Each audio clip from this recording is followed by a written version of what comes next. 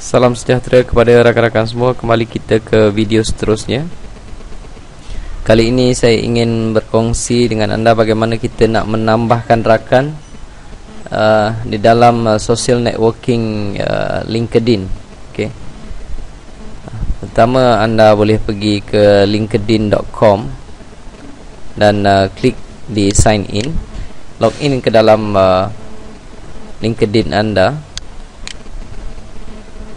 Dan apabila keluar page ni, anda klik di contact, add connection, dan anda klik di people you may know. Apabila keluar senarai seperti ini, anda boleh dengan rakan-rakan baru anda klik di connect di sini dan send invitation.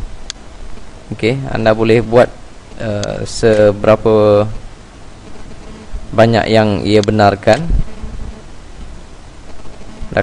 Connect saja di sini. Apabila anda klik connect sini dan keluar pula satu page yang lain di mana dia tanya sama anda benar-benar mengenali atau tidak. Kalau dah sampai tahap macam tu, anda stop, sambung semula esok.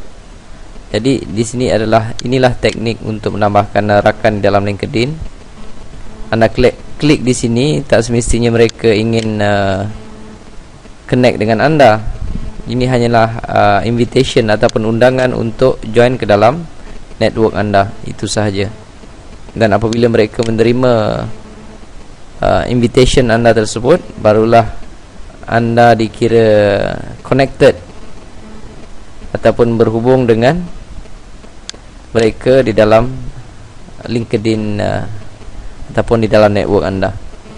Jadi lakukan perkara sebegini kerana social networking tanpa friend ataupun tanpa rakan memang tidak membawa erti apa-apa.